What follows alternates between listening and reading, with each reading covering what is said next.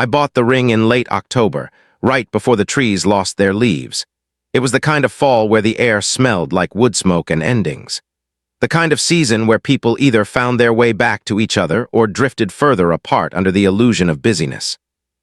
I had been planning the vow renewal for months, silently, carefully, as if whispering it too loud might jinx the fragile thing that was our marriage. We were not broken, not officially, not in the way others might notice. There were still shared dinners and grocery runs, polite conversations about bills and birthdays, but somewhere in the routine the intimacy had faded like a song played too many times. She smiled less. She touched me less. She seemed to live in a world slightly adjacent to mine. Still, I believed in us. I believed that maybe love wasn't supposed to feel like fireworks forever. Maybe it was enough that we had chosen each other, again and again, through miscarriages and job losses, through the silence and the slow rebuild. So I planned the renewal like a man trying to build a bridge back to something he had lost but never stopped loving. The idea came to me on a quiet Tuesday night when she fell asleep on the couch with a book open across her chest. I watched her chest rise and fall and thought about all the ways we had endured. That night, I opened a new document on my computer and titled it Vows, Round 2. I booked the cabin where we spent our honeymoon, a small wooden lodge nestled beside a silver lake that mirrored the sky. I called her parents and asked if they would come just to surprise her, and they said yes, their voices filled with the kind of joy I hadn't heard in a while. I arranged everything down to the smallest detail, her favorite flowers, the music from our first dance, even the meal she loved most. But even as I prepared, I noticed things that gnawed at the edges of my certainty. She laughed less. Her phone buzzed more. She stayed late at work, sometimes too late for the stories to make sense. When I reached for her hand across the couch, she'd twitch like someone waking from a dream they didn't want to leave. I told myself it was stress. That people change with time. That maybe she was just tired, or maybe I was imagining things because I was scared. Still, I pressed on. I picked up the ring a week before the trip. I drove back home with the small box in my coat pocket, my fingers brushing against it every few minutes like touching it could transfer courage. That night, she was already asleep when I got home. I watched her for a while, then placed the box in the drawer of my nightstand, right beside the first set of vows I'd written 15 years ago. I slept with a kind of nervous hope I hadn't felt in years. I spent the following days rehearsing what I would say. Not just words about love and endurance, but about rediscovery. I would tell her that I knew things had been hard, that we had grown quieter, but I still saw her, still wanted her. That no matter how far we had drifted, I was willing to swim back. I believed, naively perhaps, that effort mattered more than the distance. On the day we were supposed to leave, she was oddly quiet. She packed light, barely filling her suitcase. I took that as a sign that she trusted me to take care of the rest. We drove in silence for the first hour, then she put on a playlist she liked, and we both pretended it was normal. The cabin was just as I remembered, old wooden floors that creaked, a fireplace that needed coaxing, a view of the lake that took your breath away. I made dinner that first night, rosemary chicken with lemon zest the way she liked it. She picked at it without saying much. I poured us wine. She drank hers slowly, eyes distant. I played the slideshow I had made on the small TV, photos of us over the years, holidays and birthdays, lazy Sunday mornings and road trips. I watched her face for signs of recognition, of fondness, but she seemed unmoved. I told myself she was overwhelmed, that the emotion would come later. When I finally showed her the ring, her eyes flickered, not with joy or surprise, but with something that looked like sadness. She didn't take the box, just looked at it, then at me, and said, almost in a whisper, "Can we talk tomorrow?" Of course, I said yes. I thought maybe she needed time to process. Maybe she wanted the moment to be perfect. Maybe she wanted to write her vows first. I spent that night staring at the ceiling, fingers curled around the box like it was the last fragile piece of us I could hold. I didn't know then that tomorrow wouldn't bring the promise I was waiting for. That while I was planning a new beginning, she was preparing for an ending. That I had bought a ring for a vow renewal, and she had packed divorce papers in her suitcase. But in that moment, in that quiet cabin under the whispering trees, I still believed. I believed that love was enough, that the ring would heal what silence had worn thin. That sometimes, if you tried hard enough, you could love someone back into your arms. I didn't yet know that some distances aren't meant to be closed. Some vows, once broken, don't want to be mended. And some people leave long before they say the words aloud. I would learn all of that the next morning, but that night I slept with the ring beside me, and I dreamed she would stay. The morning came too gently. Pale light filtered through the gauzy curtains and spilled across the wooden floor like spilled cream. For a moment, I allowed myself to believe we were okay, that she was still asleep in the bedroom, wrapped in a cocoon of shared warmth and dreams we hadn't yet surrendered. But as I walked into the living room, I saw the suitcase by the door. Neat, closed, too neat, too final. A folded jacket lay on top, the same one she wore when she moved into our apartment after our wedding. I didn't open it immediately. I sat down on the edge of the couch, staring at the fireplace we hadn't used. I had meant to light it that night, had brought the lighter and firewood, but somehow it never felt right, like trying to force warmth where there was none. My hand hovered over the envelope as if touching it might burn. Eventually, I opened it. Inside were the divorce papers, her name already signed, mine left blank, a pen clipped to the edge like an afterthought. I waited for her to come out of the bedroom. Minutes passed like hours. When she emerged, her eyes were red but dry. She looked at me, then at the envelope. I nodded slightly, a wordless question and acknowledgement all at once. She sat across from me, but we didn't speak. She looked down at her hands, fingers tangled. Her wedding band still on, mine too. The silence wasn't new, but this time it wasn't empty. It was loaded, final. She whispered something, but I couldn't hear it. The day unfolded like a film stripped of color. I made coffee. She drank tea. We avoided each other with a reverence that felt cruel. There was no anger, no shouting, no accusations, just a quiet death, a burial with no mourners. When I went out for a walk, the leaves crunched beneath my boots with the kind of finality that mirrored the ache in my chest. I returned that afternoon and found her by the fireplace, the ring box sitting beside her untouched. She looked at it the way someone might look at an artifact from a life that no longer belonged to them. I sat beside her, but neither of us reached for it. There was nothing to say, nothing that would undo the unraveling of years. I had written vows, poured myself into every word. I had imagined her face softening, her arms around me, the feeling of being chosen again. But now those vows were meaningless. We packed in silence. She folded her clothes carefully, methodically, like a nurse dressing a wound. I left the ring box in the drawer beside the bed. I couldn't take it with me, not yet, maybe not ever. When we loaded the car, she hesitated by the passenger door. I thought she might say something, that maybe, just maybe, there was a thread still left uncut. But she just nodded, eyes shining, and got in. We drove back in silence, the road stretching endlessly between us. Not a word passed our lips. That night I sat on the floor of our bedroom, surrounded by photographs and fragments of a life that had just quietly ended. I didn't cry, not yet. Grief, I learned, doesn't always begin with tears. Sometimes it starts with disbelief, with silence, with an echo where a voice used to be. I looked around the room at the space she once filled and tried to understand how a love so carefully built could vanish without sound. I wondered what I had missed, what signs I had ignored. I didn't sign them, not that night, maybe not the next, but eventually I would. Not because I wanted to let her go, but because I couldn't keep holding on to someone who had already left. Love, I realized, cannot exist in isolation. It can fight, it can beg, it can hope, but it cannot live alone. And so part 2 of our story ended not with a vow, but with a signature that would sever what I had so desperately tried to save. But I still hadn't let go. Not really. Not yet. I stayed in the house because I didn't know where else to go. Our home, once filled with her voice humming absent-mindedly in the kitchen, had become a mausoleum of memories that refused to decay. I could still smell her perfume on the pillow, the citrusy lavender that used to linger on her scarf in winter. The mugs we used to share still sat in the drying rack like they were waiting for morning coffee and crossword puzzles. I thought about the ring often. I imagined it still resting inside the drawer of that cabin, the velvet case unopened, like a question no one answered. I wondered if she had gone back for it, or if the housekeeper would find it weeks later and wonder what sort of sorrow had been left behind with it. It had been meant as a symbol, something simple and beautiful to hold a broken thing together. But now it was a monument to hope unreciprocated. The days blurred. I returned to work and said nothing. People asked where she was, and I smiled too quickly. "She's visiting her sister," I said once. I could feel the lie tangle in my throat, thick and bitter. I took long walks after dark, circling our neighborhood like a ghost, unwilling to leave. I stopped listening to music because every song felt like it was written for me, about me, against me. I learned that grief doesn't follow stages. It loops and folds and repeats itself. Our friends reached out, but I didn't answer most of their calls. I didn't want comfort. I wanted understanding, and no one could give me that. Everyone saw the surface of our marriage, the holiday photos, the anniversaries, the inside jokes. No one saw the erosion, not even me.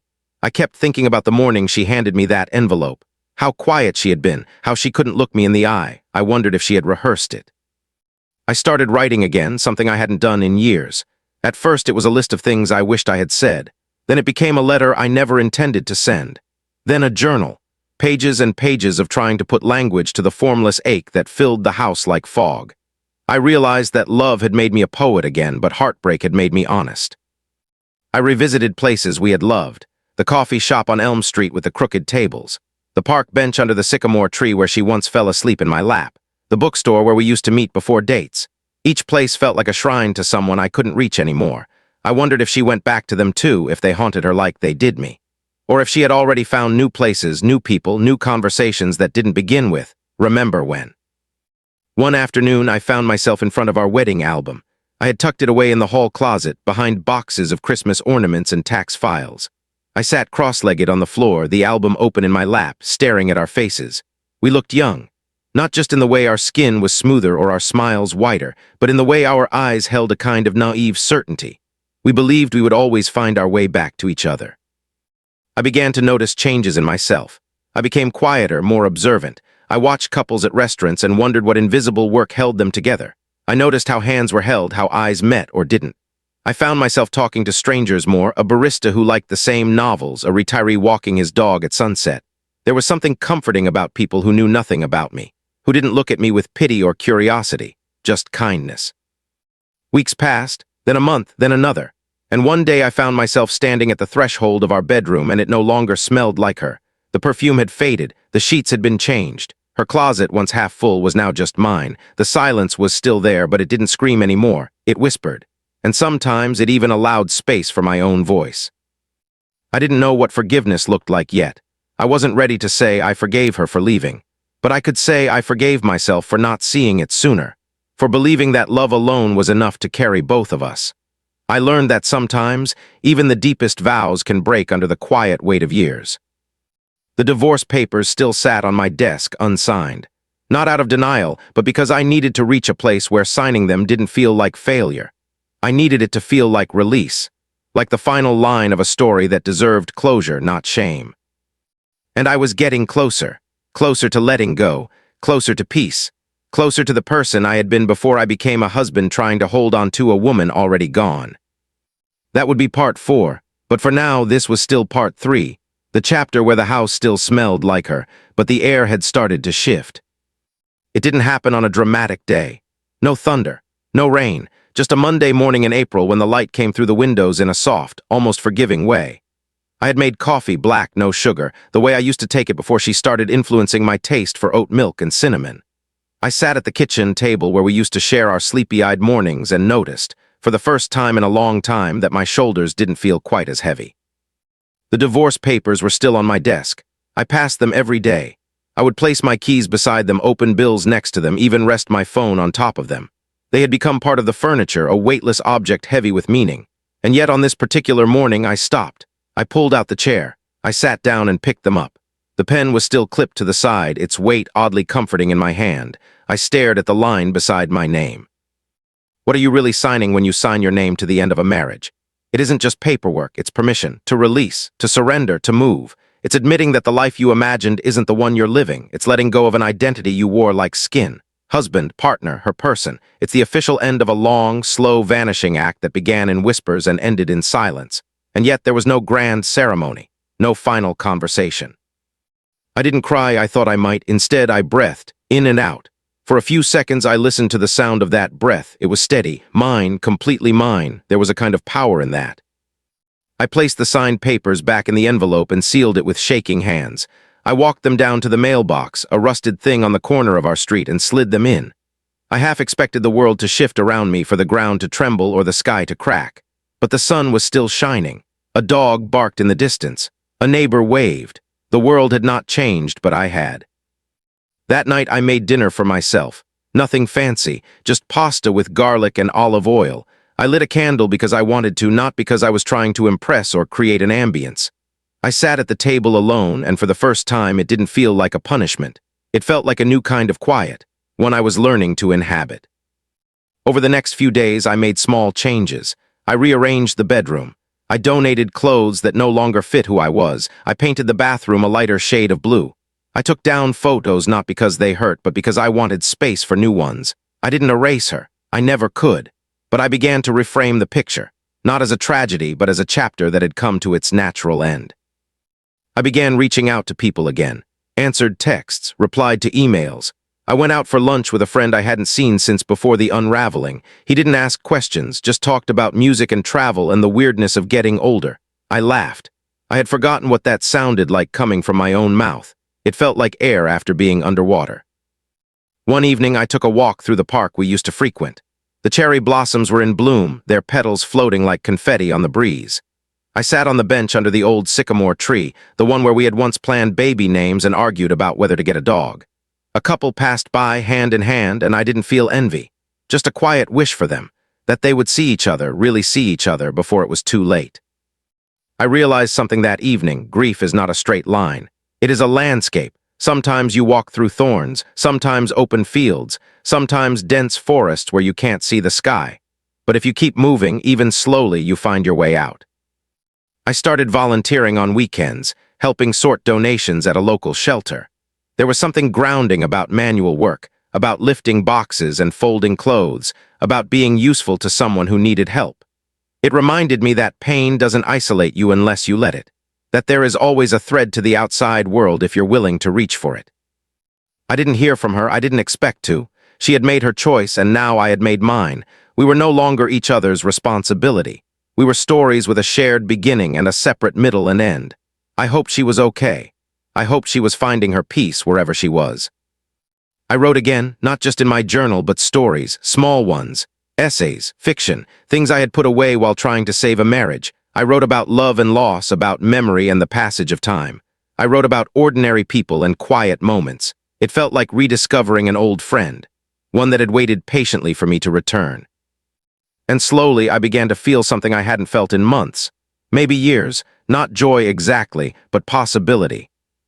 Part 4 was not about forgetting. It was about remembering without breaking. It was about signing the papers and discovering that the signature didn't end the story. It started a new one, mine. In the weeks that followed, I kept waking up at the same hour, 5:43 a.m. I didn't need an alarm. My body had adjusted to the silence, to the way the morning sun stretched slowly across the wooden floor, to the absence of her breath beside me. I would sit in the living room, coffee in hand, watching the city wake up, watching my own life attempt to do the same. At first, I thought these mornings were punishment, echoes of what had once been shared. But gradually, they became ritual. I started noticing beauty again, in the small things, the way the wind rustled through the trees on my walk to the market, the laughter of strangers at a sidewalk cafe, the imperfect heart shape of a leaf that landed on my windshield. There was poetry in the world again, and though it came softly, tentatively it came. I no longer filled the silence with noise. I let it speak. I let it teach me that solitude was not always loneliness, that sometimes it was the beginning of communion with oneself. I adopted a dog. Her name was Cleo, a mutt with eyes too large for her head and a tail that wagged like it didn't know how to stop. She became the first creature in months to need me, to greet me every time I walked through the door like I had returned from war. We went on long walks, Cleo and I, through city streets, over bridges, along the river. Her presence didn't heal me, but it reminded me that I still had the capacity to love, to care, to be part of something's joy. Friends noticed the change. They said I looked lighter, as if I had set something down. I had. Not just the marriage, not just the grief, but the illusion that I was only whole when part of a pair. I was relearning myself, rebuilding from a foundation I hadn't visited since my 20s. The person who dreamed in notebooks, who stayed up too late reading poetry, who once danced in the kitchen just because a song demanded it. I went on a few dates, nothing serious, just coffee with someone who liked foreign films, dinner with someone who laughed too loudly and didn't apologize for it. I wasn't looking for a replacement. I was exploring the world again as an individual. I was learning that my story didn't need a romantic subplot to have meaning, that I could exist fully, richly, without someone completing me, that maybe no one ever truly completed anyone. I began traveling, short trips at first, weekends upstate, train rides to quiet coastal towns, then longer ones. I spent a week in a cabin near the Adirondacks, where the stars came out in such numbers it made me question how I had ever lived without looking up. I sat by lakes and wrote, not about her, but about the man I was becoming, the man I had always been beneath the roles and routines.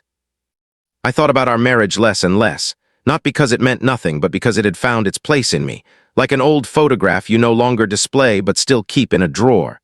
I could visit the memory without falling apart. I could say her name without flinching. I could see our wedding photo and remember the way we danced, not the way we ended. One afternoon, I returned to the cabin, the one where I had given her the ring and received the end. I wasn't sure why I went back. Maybe I needed to reclaim the space. Maybe I needed to see if it still hurt. It didn't. Not in the way I feared. It was quiet, and the lake was still, and the drawer beside the bed was empty. I walked the trail behind the house and found the spot where I had buried the ring months ago. I sat down beside it, not to unearth it, but to honor it. And in that silence, I said what I hadn't allowed myself to say back then. Thank you. Thank you for the years. Thank you for the lessons. Thank you for leaving so I could finally return to myself. That night, I wrote a letter I would never send. Not to her, but to the man I had been. I told him he did his best. That holding on isn't always noble. That sometimes the bravest thing a person can do is let go and live. When I left the cabin the next morning, I didn't look back. I didn't need to. My past had its place now, and the road ahead it was open, unwritten calling. Months passed, but they didn't vanish. They settled in me. Each one taught me something small and undeniable. How to be alone without being lonely, how to wake up without dread, how to fill the spaces once shaped by someone else's presence. I began to live with a kind of deliberate grace, each day stitched together not by habit, but by intention. I no longer counted the weeks since she left. I no longer measured my days against the shape of our absence. I took on a project at work that once would have overwhelmed me, and I did it with confidence. I repainted the hallway a shade of deep green she never liked, and it became my favorite wall in the house. I rearranged the bookshelves in a way that made no sense to anyone but me. These things weren't grand. They were subtle. They were mine. I found peace in patterns. I woke early, walked Cleo through the park, past the same elderly man feeding pigeons on the corner. He began to nod at me with familiarity. We exchanged no words, but I came to count on his presence. I grew fond of the cashier at the grocery store who always wore colorful earrings. I learned the names of the baristas, the joggers who passed me, the dog walkers whose routes synchronized with mine. One afternoon, I received a card in the mail. It had no return address, just a simple cream envelope with my name handwritten in soft ink. Inside was a note, just a few lines. It was from her, no apology, no explanation, just a quiet wish that I was doing well and that she hoped, truly hoped, that I had found peace. I read it once and placed it inside a drawer. I didn't feel anger. I didn't feel anything sharp or shattering, just a ripple of recognition. It was late summer when I decided to move. Not far, just across town to a place with wide windows and a little balcony overlooking the trees. It wasn't running away. It was stepping forward. I gave away furniture that carried her shape. I packed only what still felt like mine. I hung new photos on the walls, not of people, but of places I had been, things I had seen with my own eyes. My new home didn't echo. It exhaled. Cleo adjusted quickly.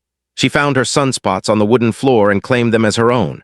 I wrote more, stories that had nothing to do with heartbreak, tales about strangers on trains, about forgotten gardens, about small kindnesses in crowded cities. I began submitting to magazines again. Some rejections came. A few acceptances followed. And for the first time in years, I felt proud of something that had nothing to do with being someone's partner. One morning in early autumn, I returned to the lake, not the cabin, but the dock nearby. I brought a book and a blanket. I watched the wind dance across the water. I saw families, couples, solitary figures like me, each living in their own orbit. I closed my eyes and listened. And I realized I wasn't waiting anymore, not for a return, not for a message, not for healing to finish. I had arrived. That evening, I stood on my balcony and watched the sun set behind a canopy of gold and rust-colored leaves. I thought about the man I had been, the one who bought a ring with trembling hands, who held onto vows that no longer held meaning. I honored him. I forgave him. I thanked him for loving deeply, even if it ended. And I smiled. Because sometimes, what breaks us is what builds us. Sometimes, the chapter we dread the most becomes the prologue to something beautiful. And sometimes, the ring we bought for a vow renewal becomes a quiet symbol not of what we lost, but of how far we've come. This was not the life I imagined, but it is the life I reclaimed, and it is mine.